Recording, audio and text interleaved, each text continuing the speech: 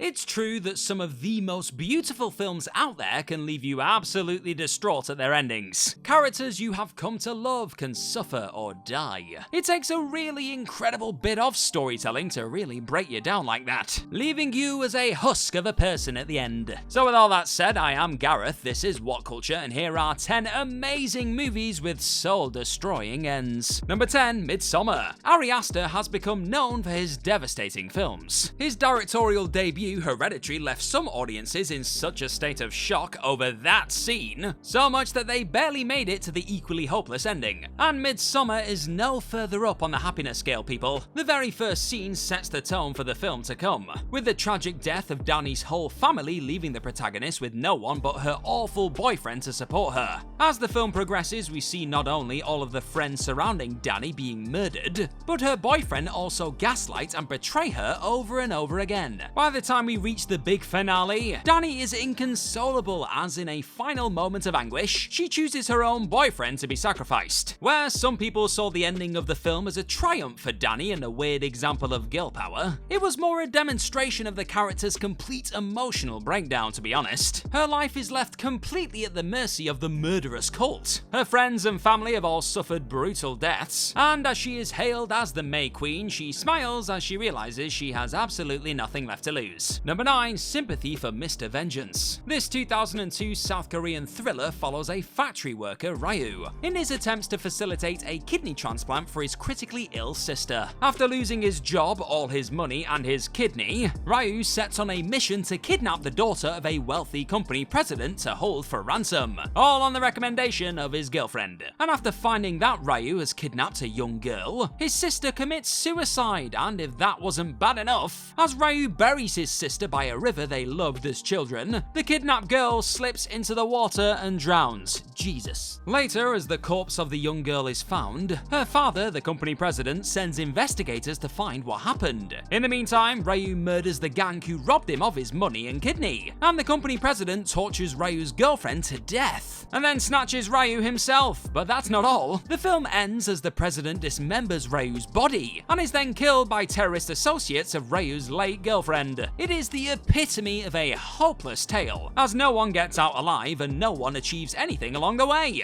It's just one sad and futile death after another, so be sure to give it a watch. Number 8, Relic. Some people are quick to dismiss horror, claiming that it doesn't work as a vector for more serious messages, and maybe that's why Relic has remained such an underrated film. This film follows the story of an elderly woman called Edna suffering with dementia, and her daughter and granddaughter struggles as they try to care for her. As her health declines, Edna begins to literally waste away in front of her family as her house simultaneously crumbles around them. Post-it notes stuck around the house remind her of simple things, whilst mold grows from all the crevices. Things are brought to a climactic end as a now zombie-like Edna picks at her rotting flesh and splintered bones, her family staring on in terrified awe. She then points to one of the post-it notes, only saying, "I am loved," and allows for her corpse-like body to be carried to bed by her daughter and granddaughter, where the rest of her skin and flesh peels away. She breathes her last breath surrounded by her family. It's such a chilling and heart-wrenching film because you're so unprepared for it. You sign up for a spooky, witchy horror and instead watch the decay of age slowly steal a family's loved one. A subtle scene at the end even hints that Edna's daughter will eventually face the same fate, with a bruise on the back of her neck that will one day turn to the same rotting flesh. Number 7, Brazil. In this thinly veiled pseudo rip-off of George Orwell's 1984, we follow an ordinary government-employed nobody called Sam going about his life in a dystopian authoritarian land. He dreams of being the hero to rescue a beautiful woman from some nondescript danger,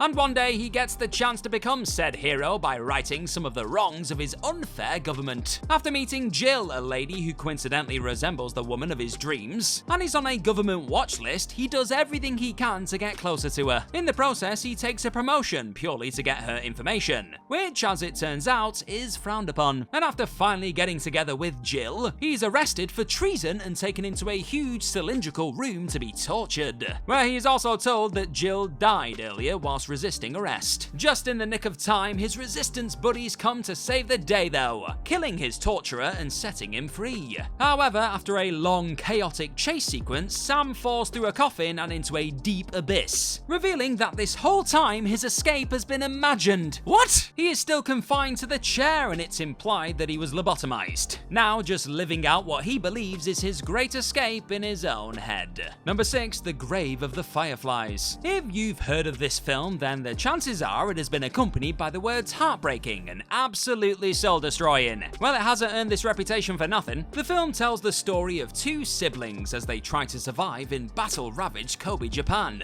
at the end of the Second World War. A groundskeeper sorts through the possessions of a dead young boy called Seita in a train station, throwing a tin of ash and bones into nearby grass. From the ashes emerges the spirit of Seita's young sister, Setsuko, who joins him as they board a train. It is revealed that in the months prior to the deaths, the pair's house was destroyed and their mother killed by a firebomb. The two are left to fend for themselves for a period of time, living with a hateful aunt before going out alone. Seita tries his best to provide for his younger sister, taking risks and stealing, but she falls ill and a doctor confirms this is due to malnutrition. One day, Seita returns to their hideout to find his younger sister hallucinating. He then hurries to feed her, but she dies before he can. The ending moment is so bittersweet because they are at last reunited, healthy and well. But after such extreme hardship, it is heartbreaking to know that no matter how hard he tried, Seita could not keep his little sister alive, and both of them succumb to a cruel and brutal war. Heartbreaking and absolutely soul-destroying indeed. Number 5, Do the Right Thing. This poignant and culturally significant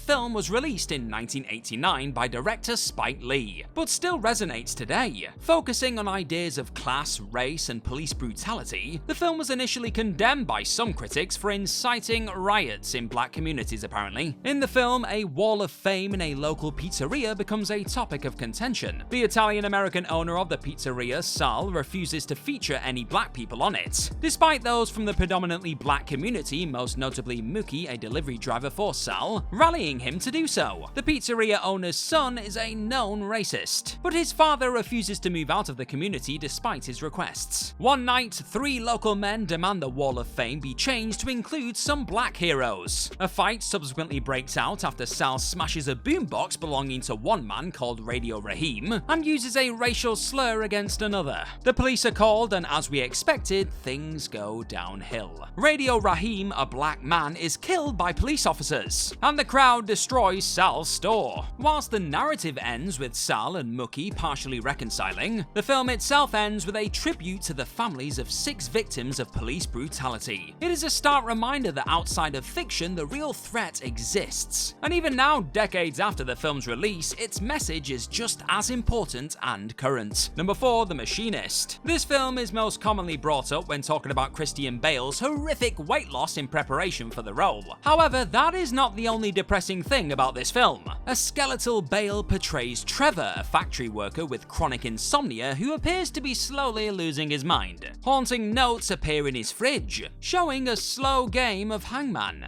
He worries he's being tailed by a man named Ivan who nobody has ever heard of, and the only respite from horror Trevor gets is spending time with Maria, a waitress he builds a relationship with, and her young son. As his mind becomes increasingly muddled, he drives out to the restaurant where Maria works, only to be told they have never had an employee by that name. Distraught, he thinks he sees Maria's son Nicholas being kidnapped by Ivan, and tails them, but Nicholas then disappears. It is revealed that a year prior, Trevor was involved in a hit and run in which he killed Nicholas as his mother watched on, and that Ivan was a manifestation of his guilt. The sweet mother and son duo were only figments of his imagination, when the reality was just too awful to bear. Number 3, Kes. Set in a rural mining town, Kes looks in on the life of a working-class family and their disengaged son, Billy. Billy faces abuse at school at the hands of his teachers and peers, and at home from his older brother. Even his own mother thinks that his life is going nowhere, the poor lad. One day, however, he takes a young kestrel from its nest and names it Kes. He gets a book on falconry, admittedly by stealing it, but it's the thought that counts, eh?